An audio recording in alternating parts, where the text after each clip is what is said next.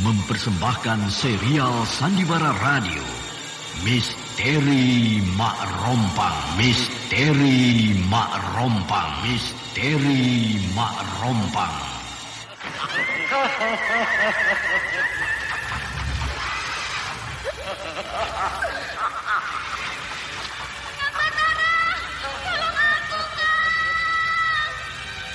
Cepat kemari, Wulan.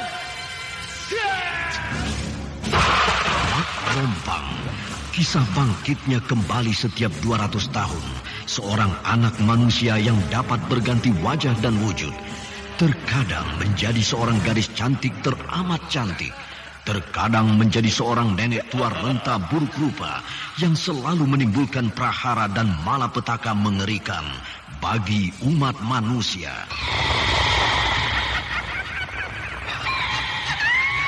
Bahaya, kita dalam bahaya. Sudah, cepat tinggalkan tempat ini. Tunggu, Kamira. Aku mau menutup warung dulu.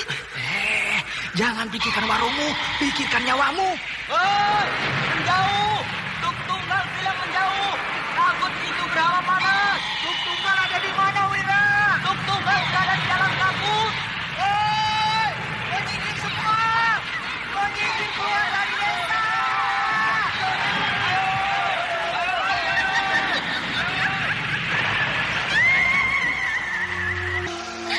Kang Batara bicara sungguh-sungguh. Iya, karena saya mencintaimu, Wulandari. Mak Rompang diselingi pula tawa ria penuh canda serta kisah cinta kasih yang penuh dengan liku-pilu kehidupan dari dua insan manusia. Awas di belakangmu, Wulandari.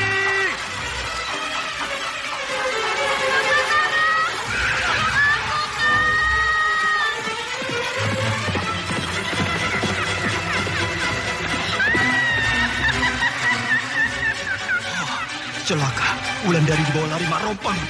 Dia.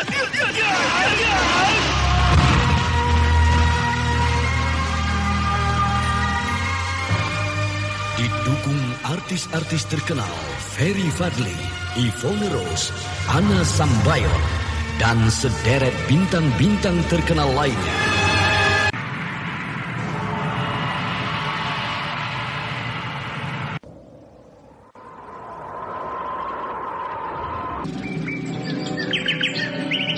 Burung apa itu, Nyi Guru? Bulunya indah sekali. Kenapa Nyi Guru terkejut? Tidak apa-apa. Burung itu namanya Kinara. Kinara? Iya, Kinara. Kenapa burung ini ada? Bukankah burung ini biasanya hanya ada di dalam dongeng? Kenapa Nyi Guru? Burung itu biasanya burung-burung yang diceritakan di dalam dongeng. Oh, suara burung itu bagus sekali, Nyi. Iya. Ikutilah episode ke-12 Kidung Kinara. Kidung Kinara. Kidung Kinara. Kidung. Naskah karya Asmadi Syafar. Seri yang pertama ini didukung oleh Dedi sebagai Kiludira, Yvonne Rose sebagai Wulandari, Lili Nur Indasari sebagai Gandini, Ferry Fadli sebagai Batara, dan pembawa cerita Neni Sumardi. Teknik dan montase Indra Mahendra dengan sutradara Anda sekarang Denny masih Denhas. mendengarkan Sandiwara Radio di channel Memori 80. Pada kisah Permata Merah Delima telah diceritakan, Wulandari sudah terkena tenung orang-orang dusun Karangangin, dusun yang dihuni oleh para siluman, dusun yang terletak di atas angin, dusun yang hanya bertiang angin. Wulandari sudah terpikat pada pemuda calon pemimpin dusun Karangangin, pemuda yang bernama Lambano, pemuda yang bisa berubah-ubah dirinya menjadi siapa saja. Wulandari terpikat dan bisa mereka bawa ke sana karena Wulandari memakai cincin permata merah delima pemberian Nyi Rupas. Cincin itu telah mempunyai kekuatan aneh sehingga apa yang dilihat oleh Wulandari di dusun Karangangin seolah-olah semua menjadi indah.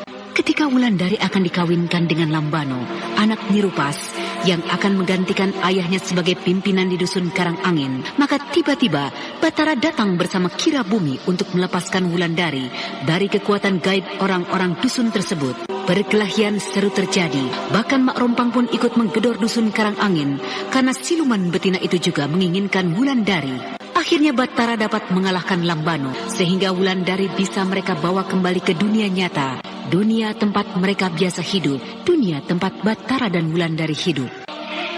Maaf, Kiludira, saya mengganggu Kiludira sepagi ini. Oh, tidak apa-apa. Silakan duduk Wulan. Iya, terima kasih, Ki. Biar saya berdiri saja. Ada yang bisa saya bantu? Tidak ada, Ki. Saya datang kemari ingin menyampaikan maaf pada Kiludira. Karena beberapa hari yang lalu saya sudah mengganggu dan merepotkan Kiludira. Bahkan, saya sudah merepotkan orang-orang dusun ini. Merepotkan? Tidak. Bukankah saya sudah membuat keributan di desa ini? Bukankah saya sudah beberapa kali muncul di desa ini? Bahkan, saya pernah menempeleng seorang perempuan tua ketika perempuan tua itu mengenali saya. Dari mana kau tahu cerita itu, Wulan? Tembong yang menceritakan semua pada saya, Ki. Bahkan juga orang-orang lain bercerita pada saya. Tapi, percayalah, Ki, semua itu saya lakukan tanpa saya tahu sama sekali. Saya tidak pernah tahu hal-hal itu. Karena saya dalam pengaruh kekuatan aneh. Iya, aku mengerti. Bahkan aku sangat kagum pada Bathara. Karena dia bisa menyelamatkan kamu dan anak Aning. Iya. Padahal kalau dipikir-pikir, kejadian yang menimpamu dan Tapasudana itu tidak akan mungkin lagi bisa diselamatkan oleh siapapun. Untuk itulah, Ki, sekali lagi saya mohon maaf atas tindakan saya. Bahkan saya ingin mencari perempuan tua itu yang telah saya tampar mukanya. Saya ingin minta maaf pada perempuan tua itu. Aku tidak tahu siapa perempuan itu, Wulan. Rupanya perempuan tua itu bukan penduduk desa ini. Bukan. Ketika itu hari pasar di sini, perempuan tua itu sedang berbelanja di pasar. Lalu kau juga ada di pasar itu. Tapi tidak usah dipikirkan. Aku sudah bereskan semua pengobatan akibat kejadian itu. Saya merasa malu sekali dengan penduduk dusun ini. Kenapa harus malu? Bukankah kejadian itu tanpa kamu sadari, Wulan? Tapi kalau Kiludira mengizinkan saya akan minta maaf ke seluruh penduduk dusun Tegalsari atas tindakan yang telah saya lakukan itu, Ki. Apakah kamu akan mendatangi mereka satu persatu ke rumah mereka? Oh ya, tentu tidak, Ki. Tapi kalau Kiludira mengizinkan saya akan bicara di alun-alun dengan mereka. Oh, begitu. Iya, Ki. Kebetulan kalau begitu, nanti siang ada peragaan olah keprajuritan. Orang-orang dusun Tegalsari akan datang menonton peragaan itu. Jadi, Kiludira mengizinkan saya untuk bicara di hadapan mereka? Silahkan, supaya kamu tidak merasa bersalah lagi terhadap dusun ini. Terima kasih, Ki.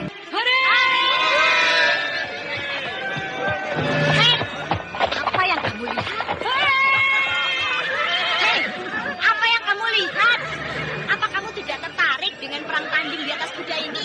Kamu tidak melihat siapa yang berdiri di samping Kiludira itu? Biar saja, perang tanding di atas kuda ini lebih seru. Hei, lihat! Si Tarkib hampir jatuh dari atas punggung kudanya.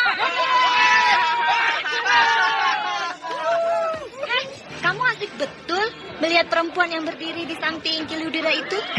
Aku baru tahu kalau perempuan itu cantik sekali.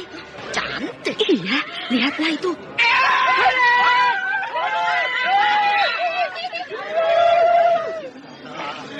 Iya ya, perempuan itu cantik sekali. Saudara-saudara penduduk Tegalsari, itulah tadi peragaan dari kawan-kawan kita. Bagaimana melakukan suatu peperangan dari atas kuda. Dan itulah hasil dari latihan olah keprajuritan selama ini. Sehingga kita yakin bahwa desa kita akan bisa terjaga dari serbuan musuh. Jadi, kita cukup bangga terhadap kawan-kawan kita yang sudah menyatakan menjadi prajurit Tegalsari dan sekaligus menjadi prajurit Kerajaan Darmasraya. Tingkatkan kepandaian ini bisa dicapai tidak lepas dari hasil jerih payah pelatih-pelatih yang selama ini sudah mencurahkan pikiran dan tenaga mereka. Mereka itu adalah Tembong.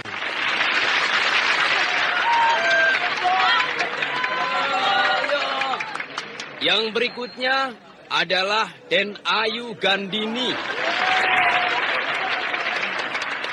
Dan yang ketiga adalah Bathara. Itu kan istri Raden Wangsadirja. Iya, dan itu adalah anak Lurah Mutiling. Pantas. Pakaiannya seperti kobang sawan ya.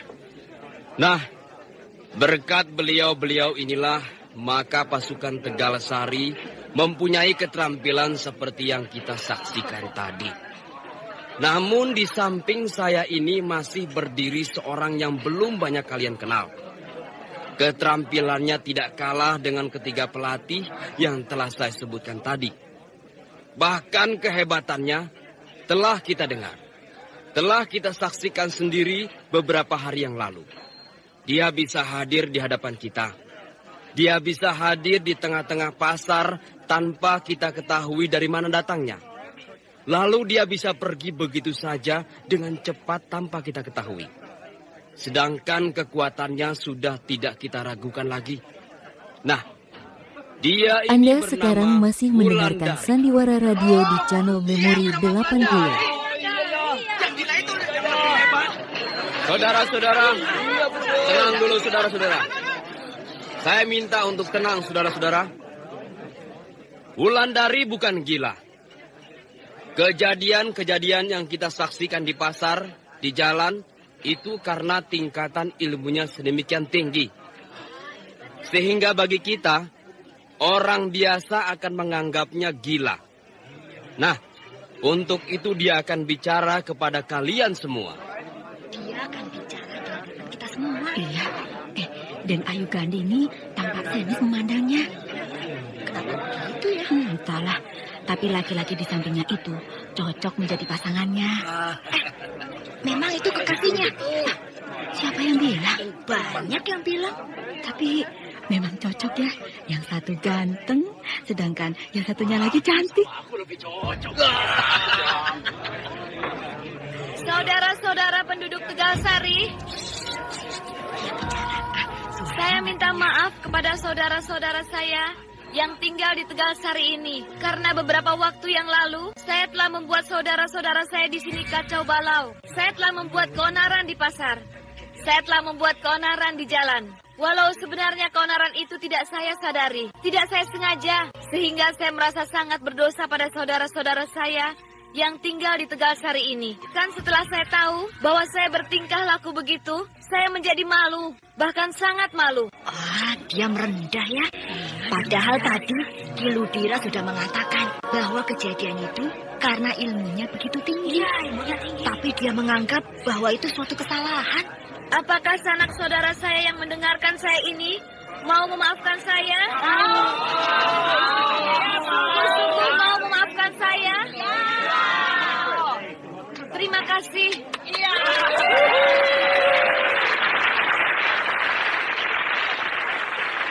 Wulandari sangat pandai merendah. Sehingga di hadapan kita semua, dia seolah-olah bersalah. Padahal apa yang telah terjadi itu adalah kehebatan ilmu yang dimilikinya. Nah, sekarang saya mau bertanya pada kalian semua. Apakah kalian setuju kalau Wulandari menjadi salah satu pelatih prajurit Tegal Sari?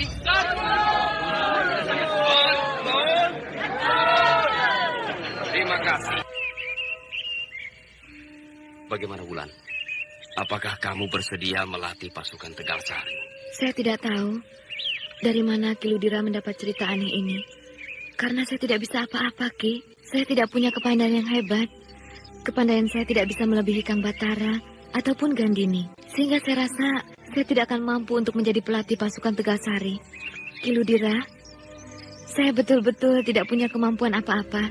Sehingga hal itu sangat memberatkan saya. Wulan, aku sudah mendapat berita tentang kehebatanmu dari Batara. Sehingga aku sangat percaya. Apalagi seluruh prajurit Tegal Sari sudah setuju kalau kamu menjadi pelatih mereka. Jangan Ki Ludira, jangan. Nanti akhirnya Ki Ludira dan seluruh prajurit Tegal Sari akan kecewa pada saya.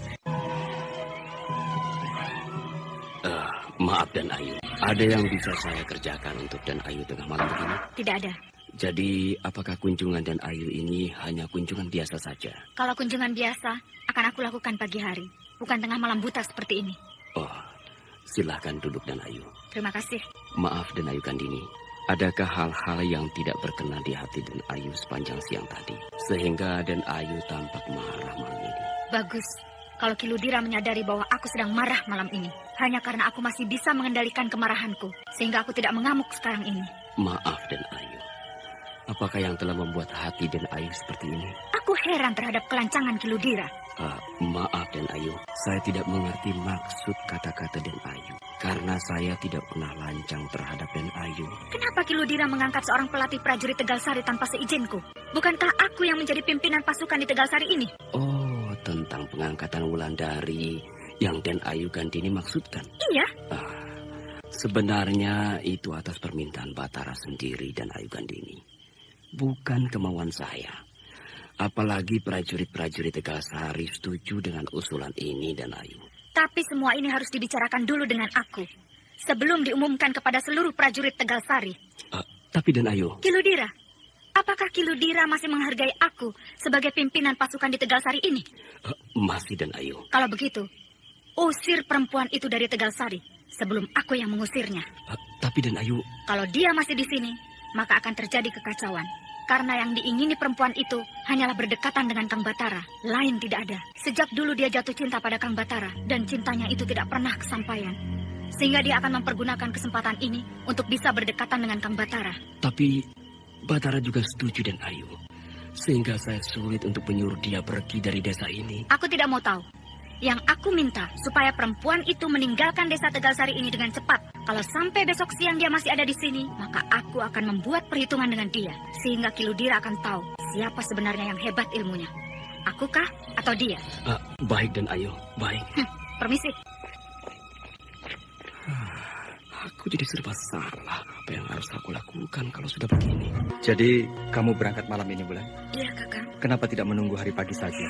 Lebih baik malam hari begini, Kang. Bukankah keadaan sekarang sudah bertambah tidak aman? Aku mendengar dari orang-orang desa bahwa pasukan Singasari sudah ada di mana-mana. Hanya tunggu waktu saja bagi mereka untuk menyerbu kemari. Dan juga, kalau hari sudah pagi, tidak enak rasanya meninggalkan desa ini. Karena prajurit-prajurit Tegalsari mengharapkan saya ikut melatih mereka. Itu bukan harapan mereka saja. Tapi harapan aku juga begitu, Bulan. Aku ingin kamu selalu berada di sampingku. Sehingga tidak akan terjadi lagi pengalaman pahit yang baru saja kamu alami. Semoga tidak akan terjadi lagi, Kang Batara. Saya sudah lebih siap untuk menghadapi hal-hal seperti itu. Jadi, kamu tetap akan berangkat malam ini? Iya, apalagi Nyi Guru sudah berangkat lebih dulu. Nanti Nyi Guru terlampau lama menunggu saya. Menunggu? Di mana Nyi Guru menunggumu, Wulan? Di perbatasan dusun ini. Oh, jadi Nyi Guru sudah berangkat lebih dulu? Iya. Nah, Kang, saya berangkat. Kalau Kang Batara mau menemui saya selalu ada di Padepokan Telaga sore. Iya. Dan pesan Nyi Guru, hati-hati karena Mak Rompang sudah berada kembali di dunia ini. Iya, bahkan aku ingin mencari orang yang mencuri kapak perunggu itu. Hati-hati, Kang. Jangan sampai Kang Batara terjebak oleh Mak Rompang. Iya, ya. Cepatlah kalau begitu. Malam ini terang bulan. Malam seperti ini sangat disukai oleh Mak Rompang. Batara lama berdiri memandang langkah Wulandari yang semakin lama semakin jauh. Bahkan kini sudah hilang di keremangan cahaya bulan. Sementara di kejauhan terdengar bunyi burung hantu. Sedangkan lolong anjing terdengar sesekali. Sudah jauh dia. Oh, kau Gandini? Kalau Wulandari sampai masuk ke dalam barisan prajurit Tegalsari, maka aku yang akan angkat kaki dari desa ini. Aku mengajak Wulandari bergabung bersama kita. Karena musuh yang kita hadapi semakin berbahaya. Dan juga demi keselamatan dia sendiri. Jadi, aku harap kamu tidak usah sampai meninggalkan Tegalsari. Kalau kita bersatu, kita akan bisa menghancurkan Ki Sabrang. Tapi kalau kita tidak menyatukan kekuatan, maka Ki Sabranglah yang akan menghancurkan kita. Aku tetap akan meninggalkan Tegalsari. Silakan Kang Batara dan Wulandari yang berperang menghadapi Ki Sabrang. Ya, Wulandari juga tidak mau. Dia memilih pergi menjauh dari desa ini. Namun aku merasa heran. Kenapa kau tidak bisa berdampingan bersama-sama dengan Wulandari? Aku tidak bisa melihat orang menjalankan tugas sambil memadu cinta. Kau menyindir aku, Gandini? Bukankah itu kenyataan? Iya, itu memang kenyataan. Karena aku memang mencintai Wulandari, dan Wulandari pun mencintai aku. Aku sudah tahu. Bahkan semua orang sudah tahu. Jadi tidak usah dikatakan lagi. Kau terlampau keras, Gandini. Kau terlampau mengikuti kata hatimu yang selalu panas. Padahal seperti ini tidak bisa dihadapi dengan kepala yang panas. kita harus benar-benar memikirkan apa yang harus kita lakukan untuk menghadapi Ki Sabrang beserta orang-orang Singasari. Apakah Kang Batara pikir aku tidak mampu menghadapi Ki Sabrang seorang diri? Apakah Kang Batara pikir aku akan lari bila berhadapan dengan orang-orang Kisana Keling? Aku rela mati menyusul ayahku ke alam baka. Aku rela memberikan nyawaku demi tanah kelahiranku. Karena orang-orang sekitarku tidak peduli lagi padaku. Orang-orang sekitarku tidak menghargai lagi siapa aku ini sebenarnya. Bahkan orang-orang sekitarku sudah tidak menghargai lagi anak siapa sebenarnya aku ini. Itu hanya perasaanmu saja, Gandini. Itu bukan perasaanku, tapi itu kenyataan. Kamu terlampau mengikuti perasaanmu, Gandini. Kau terlampau mengikuti gejolak hatimu. Kang Batara, aku ini perempuan. Perasaan perempuan lebih halus dari laki-laki. Tapi ingat, kau seorang perwira, seorang pemimpin. Tidak sepantasnya kau menangis menghadapi hal-hal kecil semacam ini. Sekarang aku mau bertanya pada Kang Batara. Apakah Kang Batara masih mau mendampingi aku di dalam pasukan Tegal Sari ini? Aku tidak pernah bilang bahwa aku akan meninggalkan pasukan Tegal Sari ini. Baik. Kalau begitu, kita akan menyerbu Mentilin dalam waktu yang tidak terlampau lama lagi. Hah? Kita sudah terlampau banyak membuang waktu. Kita sudah terlampau banyak mengurus hal-hal yang tidak perlu. Dan Ayu Gandini sedang menuju rumahku sepagi ini. Pasti ada keperluan penting. Selamat pagi, Dan Ayu. Silahkan masuk. Terima kasih. Maaf, Dan Ayu. Saya tidak tahu kalau Dan Ayu akan datang sepagi ini. Sehingga saya tidak menyambut Dan Ayu sebagaimana mestinya. Mari, Dan Ayu. Silahkan duduk di sini. Terima kasih. Apakah ada yang harus saya lakukan, Dan Ayu? Besok pagi kita menyerbu Mentilin. Menyerbu Mentilin? Kenapa Ki Ludira terkejut? Bukankah kita belum siap betul, Dan Ayu? Sebenarnya kita sudah siap dari dulu. Tapi karena Tegal Sari baru saja disibukkan oleh urusan-urusan yang tidak perlu, sehingga hal penting seperti ini tidak dihiraukan lagi. Maaf, Dan Ayu. Saya tidak mengerti maksud Dan Ayu Gandini. Bukankah selama ini, bukankah beberapa minggu ini, penduduk Tegal Sari sedang disibukkan dengan kejadian yang seharusnya tidak usah diperdulikan? Kejadian Anda Belanda. sekarang masih mendengarkan Sandiwara Radio di channel Memori karena tidak ada hubungannya 80. sama sekali dengan kita. Tapi kejadian itu banyak menyangkut kepentingan desa ini, Dan Ayu. Sehingga... Ki Ludira lebih mementingkan kejadian itu daripada urusan desa ini? Baik, kalau begitu akan aku tinggalkan desa ini. Urus sendiri pasukan Tegal Sari. Pimpin sendiri penyerbuan ke Mentilin. Hadang sendiri bila pasukan Singasari datang memporak-porandakan desa ini. Maaf, Dan Ayu. Bukan begitu maksud saya, tapi... Ki Ludira mau mengikuti kata-kataku atau tidak? Mau, Dan Ayu, mau. Kalau begitu, siapkan semua kekuatan Tegal Sari. Sehingga besok kita sudah siap menyerbu Mentilin. Tapi Dan Ayu... Ki Ludira jangan mengurusi Wulandari lagi. Kalau Ki Ludira tidak mau tewas di dalam pertempuran besok pagi. Bukan itu maksud saya, Dan Ayu. Lalu apa? Saya ingin bertanya, apakah Batara sudah tahu? Sudah. Tapi Kang Batara belum tahu bahwa penyerbuan ini akan kita lakukan besok pagi. Kenapa harus tergesa-gesa begini, Dan Ayu? Kenapa harus mendadak begini? Yang akan kita hadapi bukanlah kekuatan Mentilin, tapi kekuatan di balik itu. Kekuatan Singasari yang sudah sangat terlatih, sehingga kita harus mengadakan serangan kilat sebelum mereka siap menghadapi kita. Itu sebabnya aku merencanakan penyerbuan ini dengan mendadak. Baik kalau begitu, Dan Ayu. Tapi ingat, rencana ini tidak boleh diketahui orang lain sebelum besok pagi. Baik, Dan Ayu. Ki Ludira. Oh, Batara. Betul, Ki Ludira. Ki Ludira mencari saya? Mencarimu? Siapa yang bilang? Gandini. Gandini. Untuk apa aku mencari Batara? Kenapa Ki Ludira menjadi bingung? Tadi Dan Ayu Gandini datang kemari. Tapi Dan Ayu tidak bilang apa-apa pada saya. Aneh. Apakah Dan Ayu ada pesan untuk aku, Batara? Aku disuruh menemui Ki Ludira untuk menanyakan rencana besok. Rencana? Rencana apa, Batara? Aku juga tidak tahu, Ki Ludira. Apakah aku harus bilang? Ya, padahal Gandini bilang bahwa rencana penyerangan besok itu adalah rahasia. Tapi... Kenapa Ki Ludira bingung? Apa rencana besok pagi? Besok pagi kita akan menyerbu Mentilin. Besok pagi? Besok pagi akan menyerbu ke Mentilin? Iya. Betul-betul mengejutkan.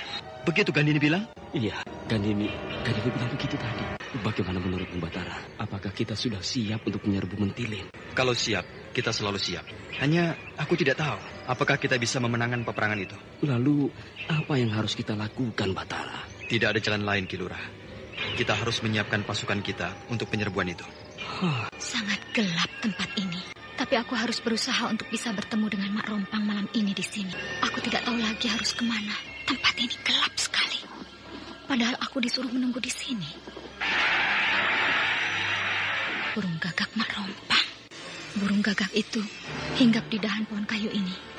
Seolah-olah dia ingin bicara padaku. Hei burung gagak, apakah kamu mau bicara padaku? Aku ingin bertemu dengan mak rompang. Di mana aku bisa bertemu? Sedangkan tempat ini gelap sekali. Walau sebenarnya aku disuruh kemari oleh mak rompang. Ketika aku bertemu di dalam mimpi tadi malam.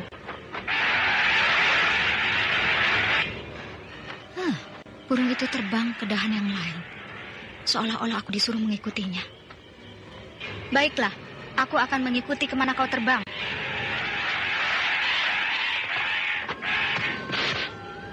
Burung gagak itu masih terbang lagi. Sedangkan aku sudah tidak tahu harus berjalan kemana. Tempat ini gelap sekali. Hah? Kereta kuda? Itu lentera kereta kudanya berkelip-kelip tertiup angin. Nah, burung gagak itu hinggap di atas atap kereta kuda yang sedang berhenti itu. Kereta kuda itu seolah-olah menunggu aku. Hah? Rasanya aku pernah melihat kusir kereta kuda itu. Gandini. Hah? Kusir kereta mak rompang? Ki Daksa kan? Iya, aku. Oh. Kemarilah. Aku sudah sejak tadi menunggumu. Menungguku? Iya. Aku disuruh menjemputmu di sini oleh mak rompang. Oh, begitu? Naiklah, kita akan segera berangkat. Baik.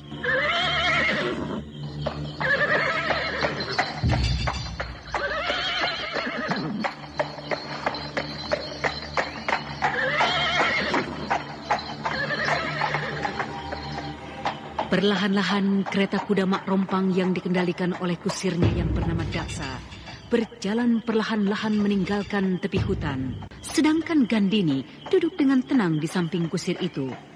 Walau Gandini tidak tahu bagaimana wujud kusir kereta itu yang sebenarnya. Namun bila dilihat oleh orang lain, orang yang di dalam pengaruh kekuatan gaib mak rompang, maka kusir kereta itu akan tampak mengerikan. Karena kusir kereta itu tidak berkepala, yang tampak hanya badannya saja. Badannya terdiri dari badan seekor ular yang teramat besar. Sementara burung gagak mak rompang mengiringi laju kereta kuda itu dengan terbang di atasnya. Kereta kuda siluman tersebut berlari semakin kencang dan bahkan kini melaju naik ke angkasa malam yang sangat gelap, sehingga yang tampak hanya kelap-kelip lenteranya saja. Sementara di bawah sana, di batu-batu gunung yang mencuat di tengah hutan, belasan ekor serigala siluman mendongakkan kepala mereka ke arah kereta kuda yang sedang mengangkasa. Sedangkan mata belasan ekor serigala itu tampak bersinar merah. Tidak dalam waktu yang begitu lama, kereta kuda itu sudah sampai di dekat air terjun hulu Sungai Tembesi. Suasana di sekitar air terjun itu terasa sangat mencekam. Sementara udara terasa sangat dingin dengan ditingkahi suara air terjun yang bergemuruh. Kereta kuda mak rompang berhenti persis di atas air terjun yang bergemuruh. Tapi aneh, kereta kuda itu tidak basah terkena air yang jatuh dengan deras. Hulu Sungai Tembesi. Berarti mak rompang berada di dalam singgasana persemayamannya. Berarti aku disuruh menemui mak rompang di dalam persemayamannya di balik air terjun itu. Aku akan temui mak rompang. Aku akan bersemedi sambil memegang bunga kemboja ini. Hiat!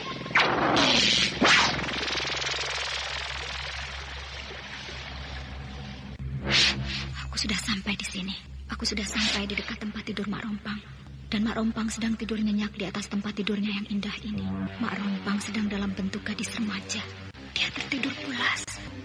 Wajahnya cantik sekali. Aku tidak berani membangunkannya. Darah segar menetes satu persatu di ujung sarung bantal mak rompang. Aneh, dari mana datangnya darah ini? Darah itu berasal dari kepala mak rompang. Kenapa kepala mak rompang berdarah? Bahkan kini darah itu berubah menjadi hijau kehitaman. Sudah datang rupanya kamu, Gandini. Sudah.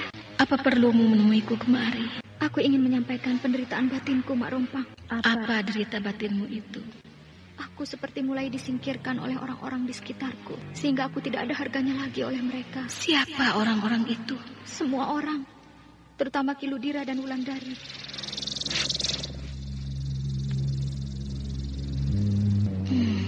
Muridnya sepi itu. Gadis itu memang susah ditaklukkan. Bahkan aku sendiri pun sulit untuk membawanya kemari. Gandini masih duduk bersila di tepi tempat tidur Mak Rompang. Sedangkan iblis betina itu bangun dengan malasnya. Dari ujung-ujung rambutnya yang tebal dan panjang, menetes cairan hijau kehitam-hitaman. Apakah kau tidak tahu bahwa aku baru saja mendapatkan bencana?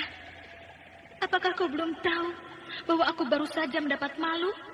Anda sekarang masih mendengarkan Sandiwara Radio di channel Memori 80. Darah masih membasahi seluruh bantalku karena aku telah dihempaskan kemari oleh orang-orang dusun Karangangin. Maaf, Mak Rompang. Saya tidak tahu bencana apa yang menimpa Mak Rompang, sehingga saya dengan lancang datang kemari. Kurang ajar betul mereka. Berani mereka mempermalukan aku seperti ini. Kalau Mak Rompang mengizinkan, biar saya yang membalas perlakuan kasar ini. Kau tahu apa, Gandini? Kau masih anak ingusan. Aku saja sudah tidak mampu menghadapi mereka, apalagi kamu. Oh ya? Maaf, saya tidak tahu. Belum juga aku bisa lepas dari pukulan mereka ini. Sehingga darah masih mengalir dari kepalaku. Darah Mak Rompang ini bertambah hitam warnanya. Sudah, jangan kau hiraukan keadaanku. 1 minggu lagi aku akan sehat seperti sedia kala. Iya, Mak Rompang. Nah, sekarang apa perlumu menemuiku? Saya ingin memohon supaya saya dilindungi dan dibantu dalam penyerbuan besok pagi ke Mentilin. Kau akan menyerbu Mentilin? Iya, saya akan menyerbu dan menghancurkan Kisabrang.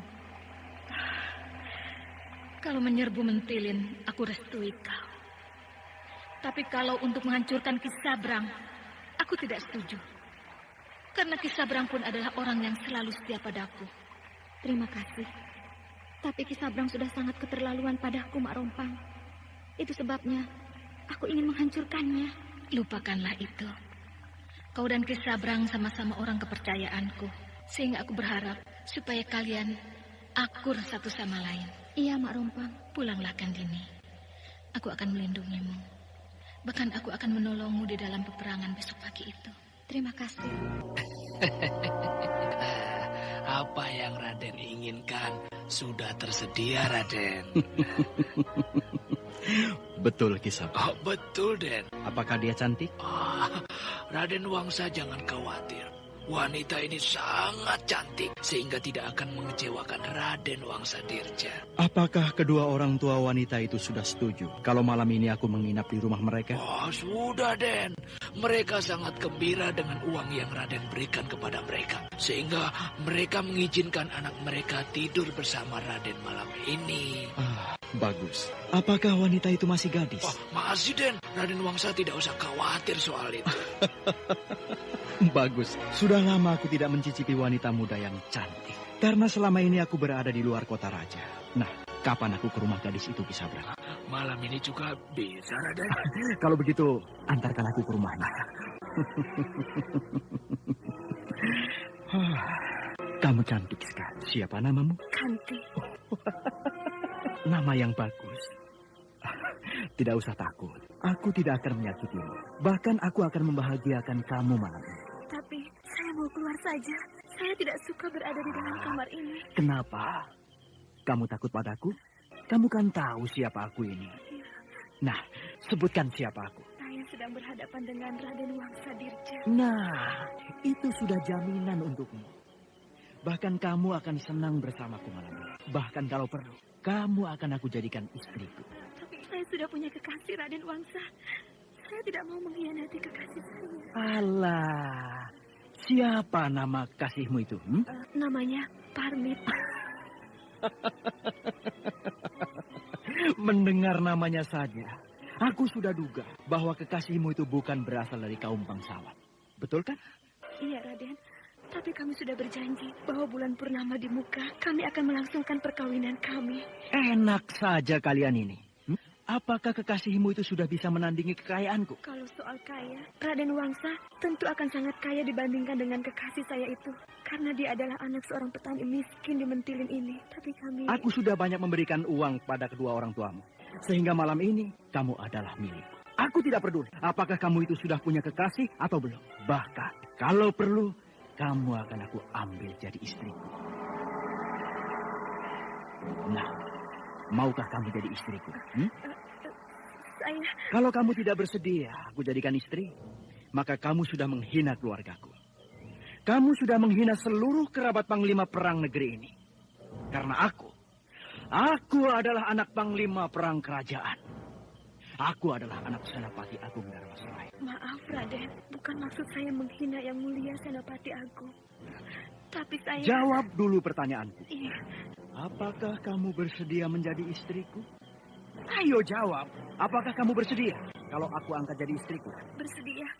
Tapi saya tidak mau mengkhianati kekasih saya. Jangan takut. Kalau kekasihmu itu mengancam kamu, maka aku nanti yang akan menghukummu. Marilah kita bergembira. Ayo Tanti. Tapi Raden, saya mohon bebaskan saya. Saya sudah punya kekasih. Kurang ajar. Jadi kamu mempermainkan aku? Kamu tahu bahwa saya sudah sangat banyak memberikan uang kepada kedua orang tuamu? Saya tahu, Raden. Kalau kamu mempermainkan aku, maka pengawal-pengawalku yang berada di luar rumah ini nanti yang akan menghukummu. Maaf, Raden. Saya jangan dihukum. Saya tidak punya salah, Raden. Kesalahanmu karena kamu menghina aku. Saya tidak menghina Raden Wangsa. Mana berani saya melakukan itu? Bukankah kamu sudah menghinaku dengan menolak kemurahan hatiku untuk menemani kamu tidur malam? Maaf, Raden. Saya tidak berani menghina Raden Wangsa Girja. Dan kau tahu, hukuman apa yang akan kamu terima nanti? Kamu akan dihukum gantung bersama kekasihmu itu. Karena kau telah berani menghina bangsawan seperti aku ini. Maaf, Raden. Saya tidak berani menghina Raden. Kalau begitu, kau tidak boleh menolak segala kemurahan hatiku ini. Iya, Raden. Sabrang. Ada apa, pengawal? Kenapa kamu tergesa-gesa seperti ini? Saya mau melaporkan kejadian penting pada Ki Sabrang. Kejadian apa? Ayo bilang. Desa kita sedang diserbu, Ki. Kamu jangan bicara seenaknya di hadapanku. Betul, Ki Sabrang. Pasukan Tegal Sari sudah mendekati perbatasan desa kita. Kamu jangan main-main, pengawal. Bukankah pasukan perbatasan desa ini selalu siap siaga menghalau setiap gerakan musuh yang akan masuk ke dalam desa ini? Maaf, Ki Sabrang. Saya adalah salah satu pasukan penjaga perbatasan desa. Nah, kalau begitu, kamu sudah tahu apa tugas kamu di perbatasan? Iya, Ki Sabrang. Tugas saya dan kawan-kawan yang lain adalah menjaga perbatasan dari serbuan pasukan musuh. Nah, sekarang usirlah pasukan yang datang itu. Hancurkan mereka. Kami akan berusaha untuk mengusir mereka, Ki Sabrang. Kenapa tidak kamu laksanakan? Kenapa kamu datang dulu padaku? Mereka datang dengan jumlah pasukan yang banyak sekali, Ki. Sedangkan jumlah pasukan kita di perbatasan hanya 50 orang, Ki Sabrang. Berapa jumlah mereka? Menurut petugas Sandi, mereka datang dalam 3 gelombang, Ki. Sedangkan jumlah pasukan mereka dalam 1 gelombang sebanyak 1.500 orang. Jadi mereka datang dengan kekuatan hampir 5.000 prajurit. Benar, Ki Sabrang. Jumlah mereka banyak sekali, yaitu sebanyak 4.500 orang. Tegal Sari, pasti pasukan itu dipimpin oleh Gandini. Betul, Ki Sabrang, betul. Gelombang pertama dipimpin oleh Ki Ludira. Gelombang kedua dipimpin oleh Batara. Sedangkan gelombang ketiga dipimpin oleh Gandini. Celaka. Pasukan Mentilin tidak akan sanggup menghadapi serangan mendadak di pagi seperti ini. Dan lagi, jumlah pasukan Mentilin tidak akan sebanyak mereka. Cepat, utus 2 orang petugas untuk menghubungi Kisana Keling. Atau suruh prajurit-prajurit Singasari yang ada di dalam desa ini untuk menghubungi induk pasukan mereka. Sudah tidak bisa, Ki Sabrang. Seluruh jalan keluar dari desa ini sudah ditutup oleh mereka. Kurang ajar, kita telah tertipu. Kita akan diserang mendadak oleh mereka. Kalau begitu, tidak ada jalan lain kecuali menghadapi mereka. Siapkan pasukan. Siapkan seluruh pasukan Mentilin. Sudah, Ki Sabrang. Ini tinggal menunggu perintah Ki Sabrang saja. Di mana pasukan Mentilin itu? Di alun-alun desa. Perintah apa yang akan aku berikan pada mereka? Aku tidak biasa menghadapi peperangan semacam ini. Celaka. Mari, Ki Sabrang, mari. Sebaiknya kita tidak usah buang-buang waktu lagi. Mari. Aduh. Aku harus bicara apa di hadapan prajurit-prajurit ini. Aku harus menyuruh apa kepada mereka. Sabrang. Raden Wangsadirja, untung Raden datang kemari. Kamu sudah tahu apa yang sedang terjadi di batas desa? Sudah, Den. Kini saya tinggal menunggu petunjuk dari Raden Wangsa. Petunjuk apa? Seharusnya kau mengamankan desa itu, sehingga aku bisa menikmati malam indahku bersama Kanti. Tapi kini, aku sangat terganggu dengan munculnya prajurit-prajurit Tegal Sari. Jadi Raden Wangsa juga sudah tahu? Sudah, cepat amankan desa itu, supaya aku bisa kembali dengan tenang ke rumah Kanti. Rasanya susah, Den. Karena Tegal Sari datang dengan kekuatan prajurit sebanyak 4.500 orang, Den. Hah? Banyak sekali. Kekuatan mereka seperempat dari kekuatan pasukan kerajaan. Itulah, Den. Jadi saya minta petunjuk Raden Wangsa. Bagaimana caranya kita menghadapi mereka? Siapa yang memimpin pasukan itu? Yang memimpin pasukan itu adalah 3 orang, Den. Siapa ketiga orang itu? Mereka itu adalah Ludira, Batara, dan Gandini. Celaka. Ini pembalasan namanya Ki Sabrang. Ki Ludira dan Gandhi ini pasti ingin membalas dendam terhadap Ki Sabrang. Iya, Den. Itu pasti. Tapi kalau mereka juga melihat kehadiran Den Wangsa di desa ini, maka mereka pasti akan memburu Raden juga. Iya, itu sudah pasti. Nah, apa yang harus kita lakukan, Den? Kalau untuk menghadapi mereka, sudah pasti saya tidak akan sanggup. Mereka datang begitu banyak, Den. Aku tidak percaya kalau Ki Sabrang tidak berani. Bukankah Ki Sabrang orang yang berilmu tinggi? Betul, Den. Tapi kalau sampai menghadapi 4.000 pasukan dengan kekuatan seorang diri, tentu akan percuma, Den. Iya, akan percuma. Kalau begitu, kita harus melarikan diri. Melarikan diri? Seluruh pintu perbatasan sudah mereka tutup sejak pagi tadi, Den. Kita sudah terkepung di dalam desa ini. Jangan takut. Aku sudah menyiapkan jalan untuk meloloskan diri bila terjadi hal-hal semacam ini. Jalan? Jalan di mana, Raden? Sudah sejak lama orang-orangku membuat jalan setapak di belakang hutan sawah. Jalan itu aku namakan Jalan Tikus. Sehingga tidak satupun orang yang tahu kecuali aku dan orang-orang kepercayaanku. Luar biasa. Ternyata Raden Wangsa benar-benar seorang ahli perang. Sama dengan ayah Raden. Aku memang banyak belajar dalam ilmu perang semacam ini dari Ramanda Senapati. Ayo kita berangkat sekarang. Dan lalu kita apakan prajurit-prajurit yang sudah berkumpul di alun-alun desa ini? Suruh saja Ki Wista yang mengatur mereka. Bahkan suruh Ki Wista yang memimpin pasukan Mentilin ini untuk menghadapi pasukan Tegal Sari. Iya. Biar laki-laki riang itu mampus di tangan orang-orang Tegal Sari. Ya, kita memang tidak usah memikirkan keselamatan Ki Wista. Nyawa tuanya tidak ada artinya buat kita. Baik, aku akan bicara pada dia. Ki Wista! Ya, Ki. Sudah sampai di mana pasukan Tegal Sari? Pasukan Tegal Sari sudah berada di garis batas desa. Mereka hanya tinggal menunggu aba-aba dari pimpinan pasukan mereka untuk masuk menyerbu ke dalam desa ini. Pasukan perbatasan kita mana? Sudah tidak ada pasukan perbatasan kita berjaga di sana, Ki Lurah. Jadi tampaknya pasukan kita tidak berani menghadapi pasukan mereka, sehingga pasukan kita sudah mundur ke dalam desa. Maaf, Ki Lurah. Pasukan Tegal Sari yang datang kemari sangat besar jumlahnya. Apalagi mereka dipimpin oleh perwira-perwira yang tangguh seperti Batara dan Ayu Gandini. Tapi aku yakin kalau kita akan sanggup menghadapi mereka, Ki Wista. Semoga saja kita sanggup, Ki Lurah. Aku percaya kita sanggup mengusir mereka. Untuk itu, aku tugaskan Ki Wista menghadang mereka sekarang juga. Saya, Ki Lurah? Iya, hadang mereka di perbatasan. Jangan biarkan mereka sampai masuk kemari. Saya, Ki Lurah. Saya sendiri. Kau akan membawa seluruh pasukan yang ada di alun-alun desa ini. Sedangkan aku akan pergi menemui Kisana Keling untuk minta bantuan. Tapi Ki Lurah... kerjakan apa yang aku perintahkan. Kita sudah tidak punya waktu lagi. Ki Wista lama terdiam. Sedangkan ratusan prajurit Mentilin sudah gelisah menunggu perintah dari lurah mereka. Ki Sabrang dan Raden Wangsadirja dengan diam-diam meninggalkan desa Mentilin. Mereka menuju Jalan Tikus yang dibuat oleh Raden Wangsadirja. Kemana kita, Raden? Kita harus meninggalkan desa ini. Di mana Jalan Tikus itu, Raden? Di sana. Kalau begitu, saya akan pulang dulu. Untuk apa? Untuk membawa istri saya, Raden. Kita tidak akan membawa siapa-siapa dalam pelarian ini. Tapi istri saya kasihan kalau ditinggal sendirian. Terserah Ki Sabrang. Tapi kalau soal perempuan, kita tidak usah takut, Ki. Banyak perempuan yang bisa kita cari dan kita pungut di jalan. Asal kita mau saja. Tapi... sudahlah. Kalau Ki Sabrang mau menjemput istri Ki Sabrang, maka akan aku tinggal. Bagiku, perempuan tidak ada artinya. Perempuan akan merepotkan kita saja. Tapi istri saya ini lain dari yang lain, Raden. Dia cantik, bahkan sangat cantik. Walau umurnya sudah lewat 30 tahun. Kalau soal cantik, Kanti yang tidur bersamaku tadi malam jauh lebih cantik bila dibandingkan dengan istri Ki Sabrang. Kanti lebih cantik dan lebih muda. Tapi aku tidak peduli, aku tinggalkan saja dia.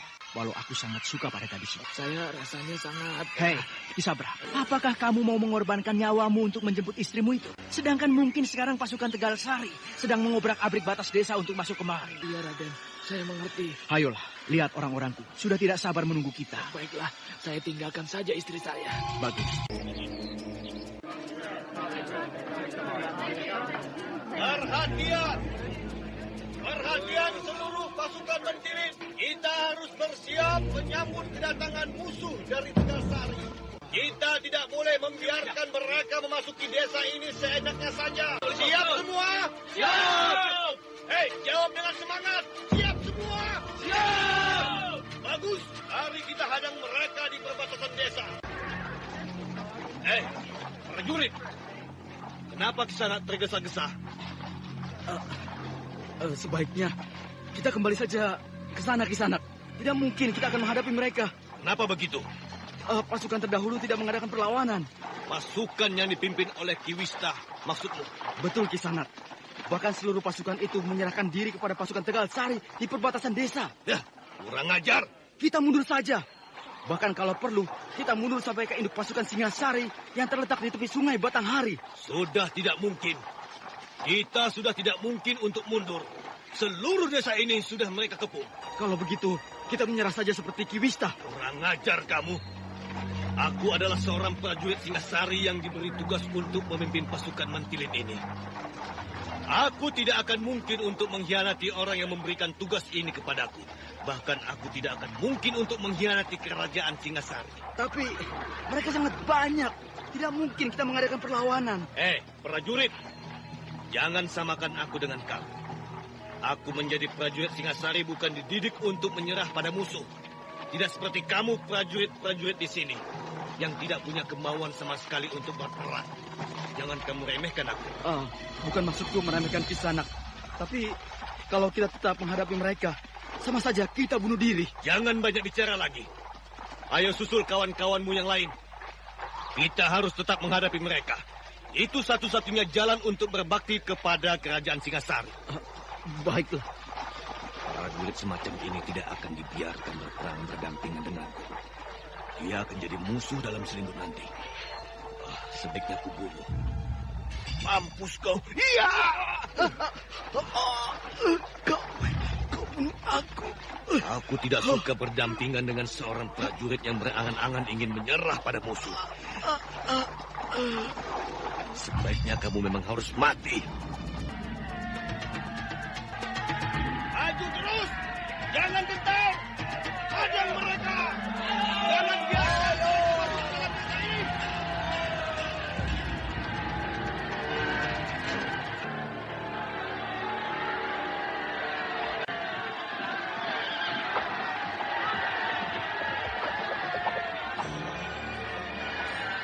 Sebentar lagi peperangan yang tidak berimbang akan terjadi.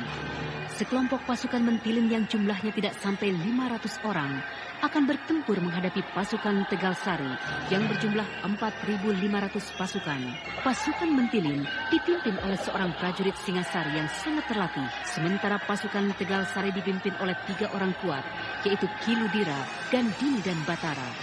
Kini pasukan Mentilin tetap maju menyongsong lawan, sementara pasukan Tegal Sari tidak semuanya bergerak maju. Hanya pasukan yang dipimpin oleh Gandini saja yang bergerak untuk menghadang pasukan Mentilin. Sementara 2 pasukan lagi yang dipimpin oleh Batara dan Kiludira memperhatikan dari jarak yang tidak begitu jauh. Kini peperangan sudah terjadi. Dalam sekejap pasukan Mentilin kocar-kacir dihantam oleh pasukan Tegal Sari. Sementara Gandini berusaha merobek jantung kekuatan musuh.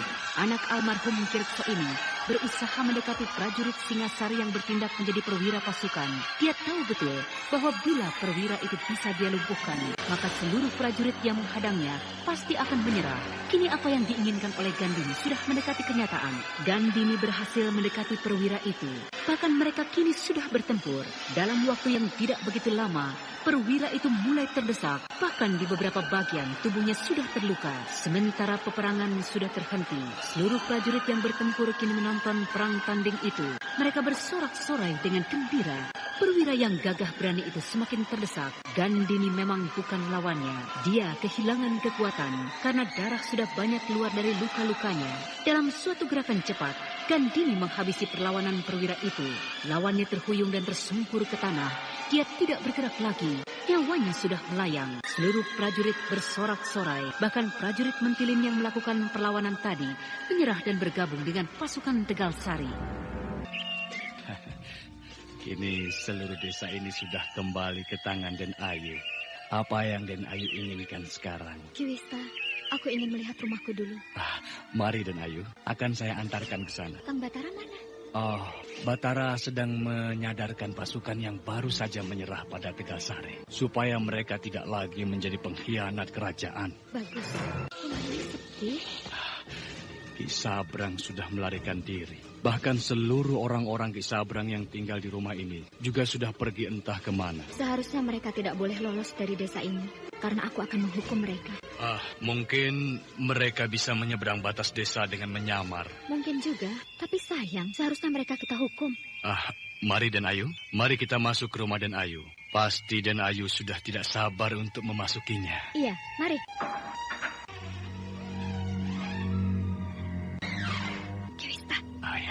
Hati-hati Den Ayu.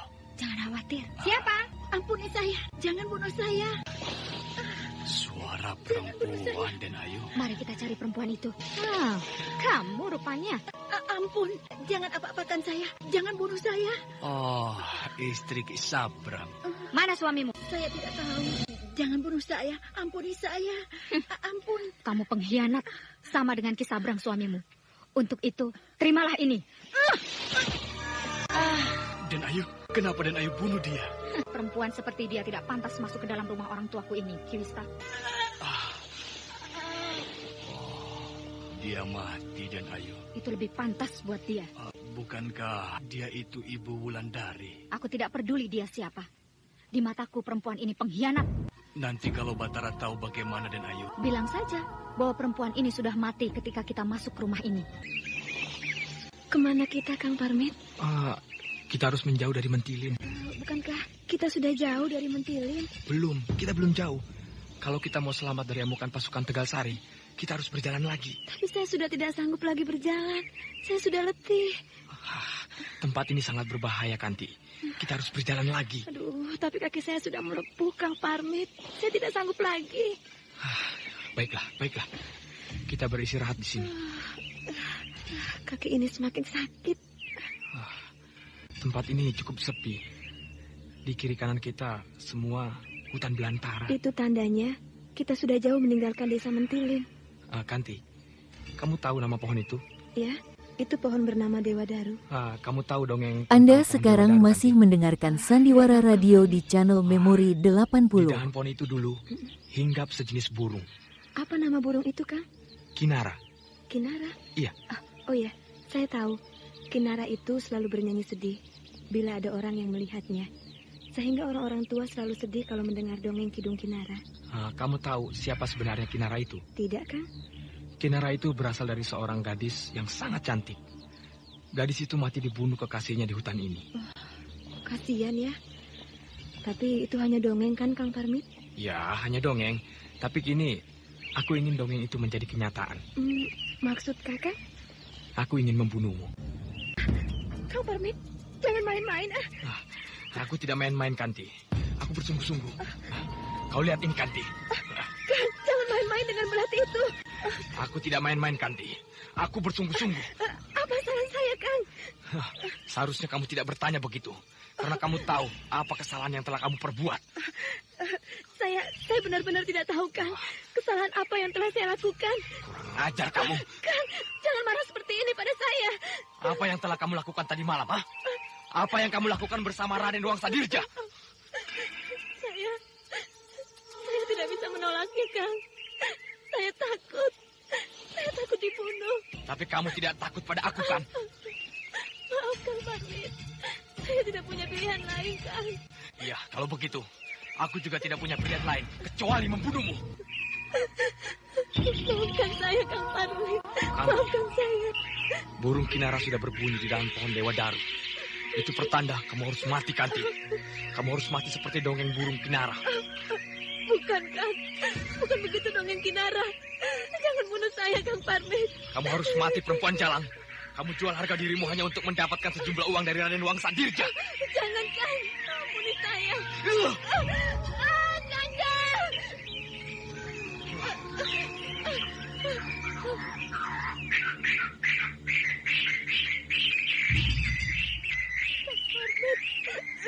Sampai kau tidak akan membunuh saya.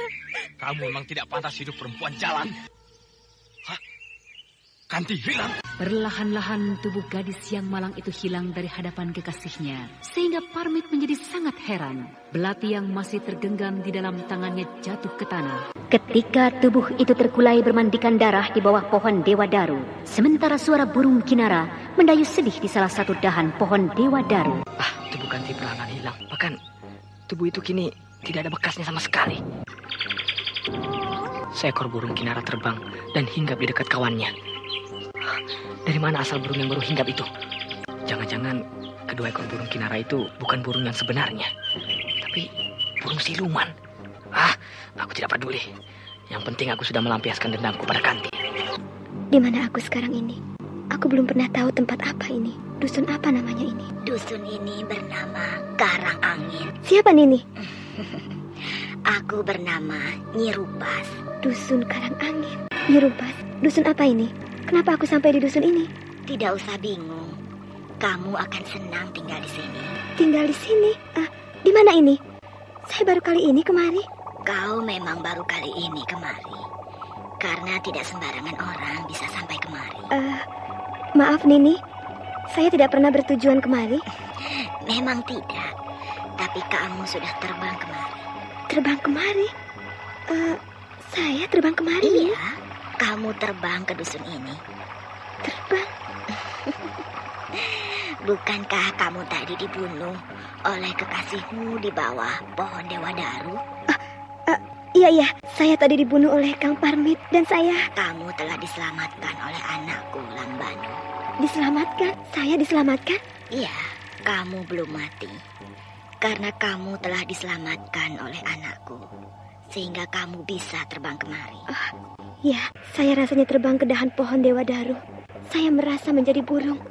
Di dahan pohon itu juga ada seekor burung. Lalu saya mengikuti kemana burung itu terbang. Burung itu adalah jelmaan anakku, Lambanu. Anakku yang membawamu kemari. Saya sudah menjadi burung. Itu hanya perasaanmu saja. Sedangkan kamu tetap sebagai manusia biasa. Hanya sekarang, kamu tidak akan sebebas dulu lagi. Maksud Nini? Kalau kamu pergi ke dunia sana, maka orang-orang akan melihatmu dalam wujud seorang burung. Jadi, mau tidak mau, kamu harus kembali kemari. Kalau kamu ingin menjadi seperti wujudmu semula. Saya ingin menjadi wujud saya semula. Dan sekarang saya sudah jadi wujud saya semula, kan Nini? Kini kamu memang jadi wujudmu semula. Tapi begitu kamu melangkah keluar dari dusun ini, maka wujudmu akan tampak kembali seperti burung Kinara. Kenapa jadi begini, Nini? Kamu tidak usah takut. Kamu akan bisa kembali pada wujudmu semula. Asal kamu mau memenuhi apa yang aku mau. Saya tidak mengerti, Nini. Nanti kamu akan mengerti kalau kamu sudah bertemu dengan anakku. Iya. Kau yang bernama Kanti, bukan? Iya. Siapa Kisana? Aku Lambanu. Akulah yang telah menyelamatkan kamu dari kematian. Akulah burung yang mendampingi kamu terbang kemari. Jadi Kisanaklah burung Kinara itu? Iya. Kita berdua ketika itu menjelma menjadi burung Kinara. Lalu kita terbang ke dusun ini. Karena dusun ini hanya bisa dicapai oleh burung Kinara. Apakah dusun ini jauh letaknya? Ya, dusun ini jauh terletak di atas angin. Sehingga tidak semua makhluk hidup bisa sampai kemari. Jadi, saya sudah jauh berada di atas angin. Apakah saya tidak akan bisa lagi kembali ke dunia saya? Apakah saya sudah mati? Kamu masih bisa kembali ke dunia sana karena kamu belum mati. Tapi ada syaratnya. Apa syaratnya, Kisanak? Kamu harus menolong aku. Apa kamu bersedia? Apa saja akan aku lakukan, asal aku bisa kembali lagi ke dunia sana. Kamu harus menyampaikan buah ini pada Wulandari. Wulandari? Ya, Wulandari. Kamu kenal dengan gadis itu? Iya, kenal. Dia anaknya Isuni dari desa Mentili. Bagus. Dan ini buah apa? Itu buah pohon Dewadaru. Berikan buah itu padanya. Suruh dia memakan buah itu. Lalu? Tugasmu akan selesai. Kenapa tidak Kisanak saja yang memberikannya pada Wulandari? Dia sudah kenal padaku. Sedangkan kalau kamu yang memberikannya, dia tidak akan tahu. Apalagi kamu datang padanya dalam bentuk seekor burung kinara. Bukankah Kisanak juga bisa menjelma menjadi burung kinara? Sebenarnya tidak. Kalau kamu lihat aku menjelma menjadi seekor burung, itu hanya penglihatanmu saja. Sebenarnya yang benar-benar menjelma menjadi burung kinara hanyalah kamu. Begitu. Nah, letakkan buah Dewa Daru itu di mulutmu. Sehingga bila kamu terbang menjadi burung, maka buah itu akan nampak ada dalam paruhmu.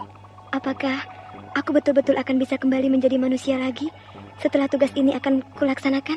Iya, karena yang akan berubah menjadi burung kinara nanti adalah Wulandari setelah dia memakan buah itu. Tapi ingat, kamu tidak boleh mencarinya kepada Pokan Telaga Sore. Bila kamu masuk ke sana, maka kamu akan menemui ajalmu. Baiklah. Sayang sekali. Kenapa Kisanak mengatakan kata-kata itu? Kamu sangat cantik, tapi sayang, karena aku jatuh cinta dan tergila-gila pada Wulandari. Andai saja aku belum kenal dengan Wulandari, maka kamu yang akan aku ambil jadi istriku. Nyi Sepi, kenapa perasaanku tidak enak beberapa hari ini? Apa yang kau pikirkan, Bulan? Entahlah, Nyi Guru, tapi seperti ada sesuatu yang menggelisahkan aku. Mungkin ada sesuatu yang terjadi pada orang-orang yang kau cintai. Orang yang dekat dengan saya hanya Kang Batara, di samping Nyi Guru sendiri. Atau... apakah Kang Batara dapat bahaya? Tidak mungkin. Aku tidak mendapatkan firasat apa-apa terhadap Batara. Atau ibumu? Ibuku? Iya. Tapi ibuku tidak dekat dengan aku, Nyi Guru. Bahkan ibuku tidak pernah memperdulikanku. Siapa tahu? Aku tidak punya perasaan apa-apa terhadap ibuku, Nyi Guru. Kalau begitu, apa yang kau rasakan itu hanyalah perasaanmu sesaat saja. Tapi Nyi Guru, dadaku sering berdebar-debar, seolah-olah ada sesuatu yang sedang terjadi. Atau mungkin kamu sedang bosan berada di padepokan ini terus, Wulan. Oh tidak, Nyi Guru. Bahkan aku semakin suka pada padepokan ini. Kasihan Wulandari ini. Dia tidak tahu kalau ibunya dalam bahaya. Sedangkan aku sudah mendapat firasat itu. Nyi Guru, kenapa Nyi Guru memperhatikan aku terus? Aku hanya sedang berpikir, bagaimana kalau kita pergi meninggalkan padepokan ini? Kenapa begitu, Nyi? Apakah Nyi Guru punya tempat lain untuk dijadikan padepokan seperti ini? Kita pergi bukan untuk meninggalkan padepokan ini selamanya, Wulan. Tetapi untuk jalan-jalan ke tempat lain. Aku bosan, Nyi Guru. Paling-paling kita hanya pergi ke Tegalsari atau ke Mentilin. Dan yang paling jauh kita pergi ke Kota Raja. Sedangkan keadaan sekarang sangat berbahaya, sehingga kita tidak bisa seenaknya pergi ke tempat-tempat yang jauh. Karena di mana-mana ada pasukan Singasari. Kalau begitu, kita pergi ke tempat lain. Tempat yang belum dijamah oleh orang-orang Singasari. Kemana, Nyi Guru? Ke Teluk Ujung Pering. Di mana itu, Nyi Guru? Letaknya jauh sekali. Kita harus mendaki dan melalui Bukit Patah. Terlalu jauh, Nyi Guru. Memang jauh, tetapi kita akan mendapat suasana baru. Suasana yang jauh dari keributan dan peperangan. Baiklah, saya mau ke sana untuk menenangkan perasaan saya ini. Mari kita berangkat sekarang. Iya, Nyi Guru. Kau letih, Wulan? Iya, Nyi Guru. Mari kita duduk di sini. Iya, Nyi Guru. Suasana di sini sama saja dengan di Telaga Sore, ya, Nyi Guru? Iya, sama. Karena ini hutan belantara juga. Tapi pohon ini belum pernah saya lihat sebelumnya, Nyi Guru. Pohon yang mana? Yang ini. Oh, ini namanya pohon Dewa Daru. Dewa Daru? Iya. Aneh ya namanya? Memang aneh. Burung apa itu, Nyi Guru? Bulunya indah sekali. Kenapa Nyi Guru terkejut? Tidak apa-apa. Burung itu namanya Kinara. Kinara? Iya, Kinara. Kenapa burung ini ada? Bukankah burung ini biasanya hanya ada di dalam dongeng? Kenapa, Nyi Guru? Burung itu biasanya burung-burung yang diceritakan di dalam dongeng. Oh, begitu. Indah sekali bulunya ya, Nyi Guru? Iya, bulunya memang indah. Seindah bila diceritakan di dalam dongeng-dongeng zaman dahulu. Aku bisa melihat bahwa burung ini bukan burung biasa, tetapi burung yang setengah orang, setengah binatang. Oh, suara burung itu bagus sekali, Nyi. Iya. Aku harus waspada. Pasti burung ini merupakan sebuah petanda burung. Aku belum pernah mendengar dongeng tentang burung Kinara ini, Nyi Guru. Burung Kinara ini sebenarnya hanya terdapat di dalam dongeng. Tetapi hari ini aku juga menyaksikan bahwa burung ini benar-benar ada. Jadi, Nyi Guru juga baru melihat burung ini? Iya. Apa tandanya bahwa burung ini burung yang ada di dalam dongeng, Nyi Guru? Bulunya yang indah, terutama bulu ekornya yang panjang sampai ke tanah. Dan juga burung ini berwujud setengah manusia, setengah binatang. Tapi kenyataannya burung ini tidak setengah manusia, kan, Nyi Guru? Dia memang burung yang asli berbentuk binatang. Iya. Wulandari tidak bisa melihat bahwa burung ini berbentuk setengah manusia dan setengah binatang. Jangan dekat-dekat, Wulan. Kenapa, Nyi Guru? Kita tidak tahu apa maksud burung ini berada di dekat kita. Apakah berbahaya burung ini, Nyi Guru? Tidak, tetapi ingat kejadian yang baru saja kau alami. Sehingga kau harus waspada kini. Iya, tapi bulu dan suara burung kinara ini bagus sekali ya. Iya, ingatlah bahwa kita baru tahu kalau burung ini ada. Sehingga kita tidak tahu apa maksud burung ini hinggap di dahan pohon yang begitu rendah. Di paruh burung ini ada benda. Itu buah pohon Dewadaru. Mungkin dia membawa-bawa buah itu untuk makanan anaknya.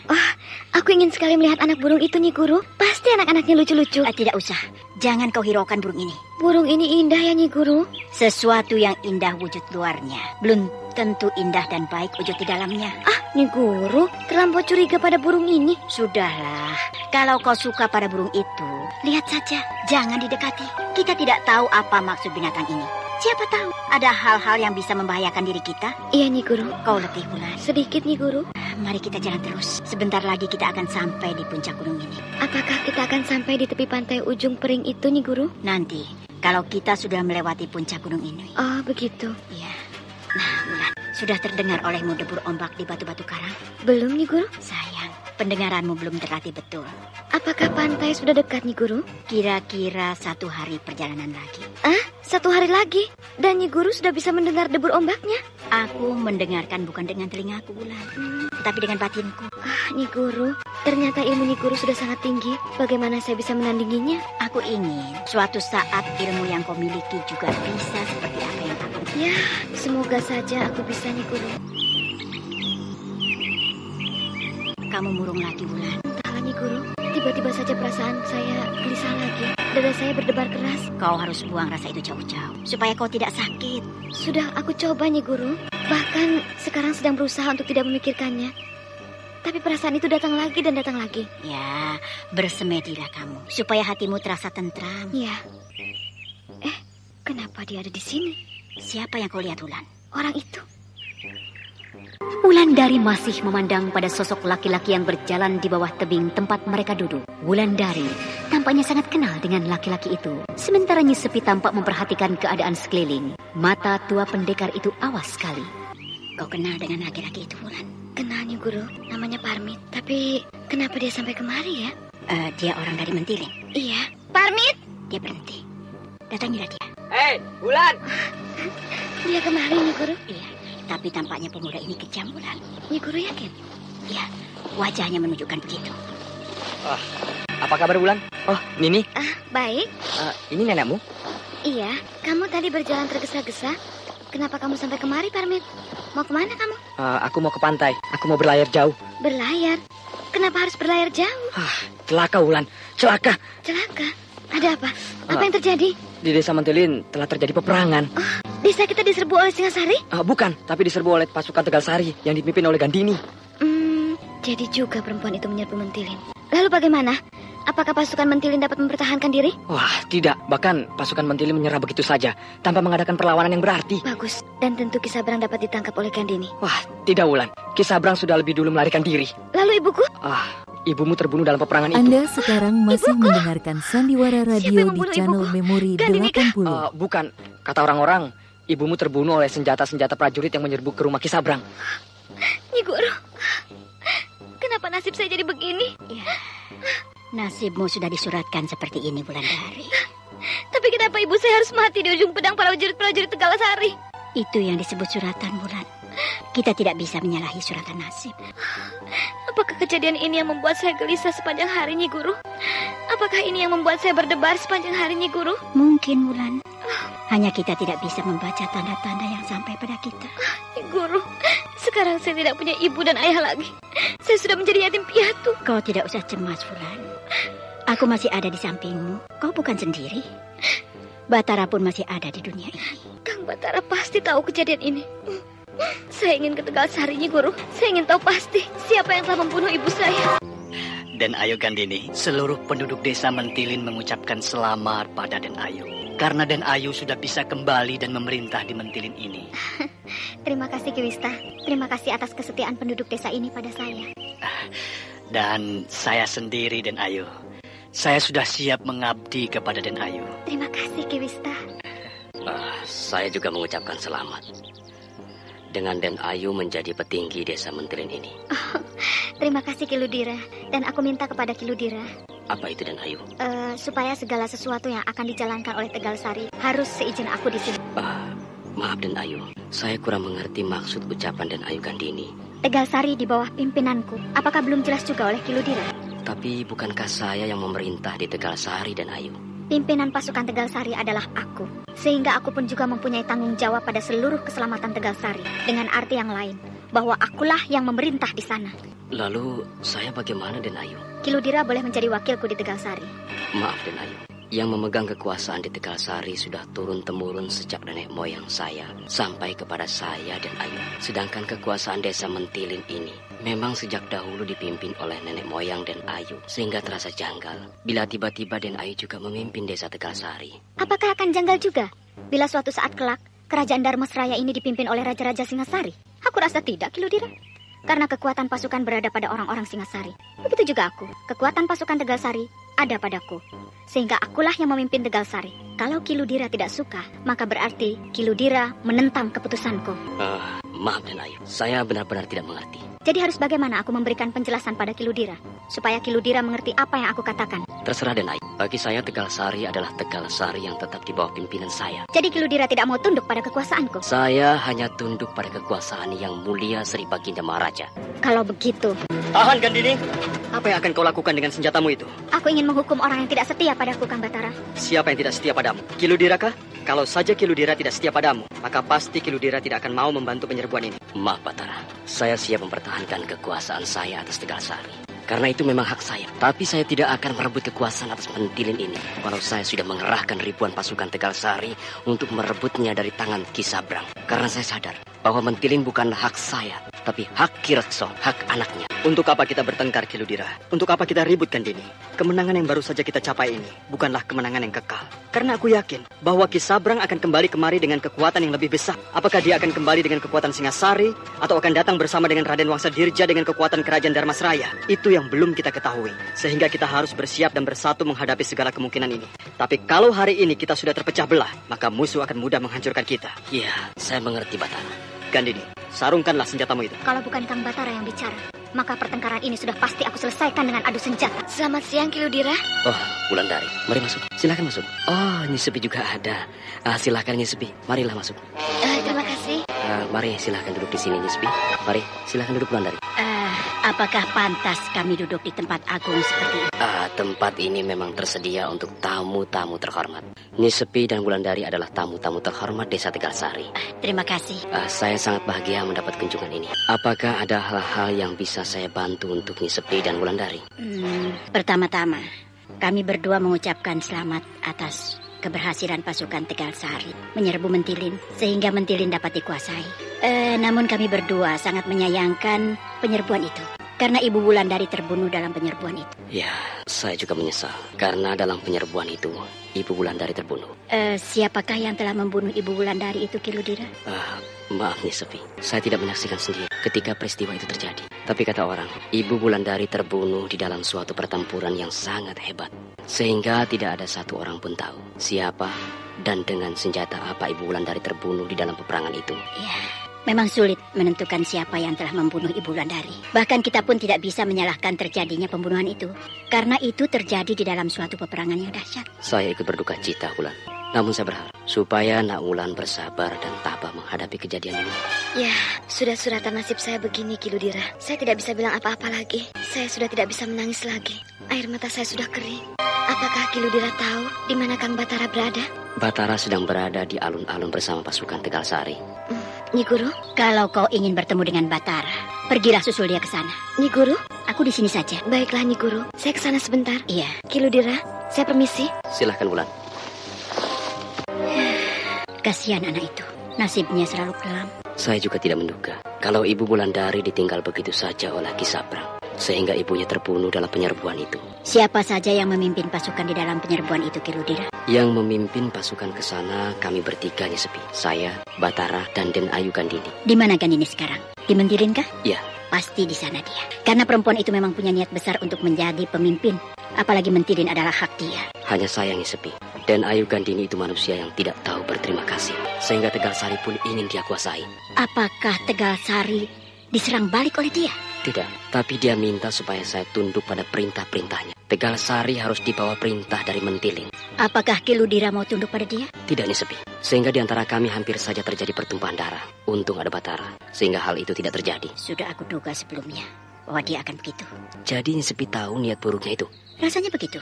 Karena dia juga tidak mau aku dan Wulandari berada di dalam pasukan Tegalsari. Dia takut kalau kami berdua ada, dia tidak akan bebas melakukan hal-hal yang dia inginkan. Sayang saya tidak menduga niat buruknya itu, Nyi Sepi. Den Wangsa selalu termenung. Apakah Den Wangsa masih meragukan berita yang disampaikan petugas sandi itu? Tidak, aku tidak termenung, Ki Sabrang. Tapi aku sedang memperhatikan burung di atas pohon itu. Burung apa, Den Wangsa? Itu. Oh iya. Bulunya bagus sekali. Iya, bulu burung itu bagus sekali. Saya baru sekali ini melihat burung sebagus itu. Aku juga. Aku akan menyuruh menangkap pada orang-orangku. Siapa yang berdiri di halaman rumahku ini? Seperti seorang perempuan. Hei, siapa itu? Dia diam saja. Rasa-rasanya perempuan ini pasti masih muda. Lebih baik aku dekati dia. Betul, perempuan ini masih muda dan cantik. Adik siapa? Kanti. Oh, Kanti, kamu bisa masuk sampai kemari. Padahal pengawalku banyak sekali yang menjaga. Bisa? Apakah mereka tidak melihatmu? Tidak. Tapi apakah saya salah masuk sampai kemari, Den Wangsa? Tidak, sama sekali tidak. Terima kasih. Mari, kita bicara di dalam rumahku. Tidak usah, di sini saja. Tidak baik kita bicara di sini. Udara malam sangat jahat. Tidak usah, saya suka di sini saja. Kalau kamu suka di sini, aku juga suka. Nah, betul kan kataku? Kau pasti menyesal. Karena tidak bersedia menyerahkan dirimu malam itu padaku. Sehingga sekarang kamu menyusulku kemari. Saya datang kemari bukan untuk hal itu. Jadi? Saya datang kemari memohon supaya burung kinara yang ditangkap tadi siang dilepaskan. Tunggu dulu. Jangan pergi dulu. Cepat sekali perginya. Sehingga dia hilang begitu saja. Ganti!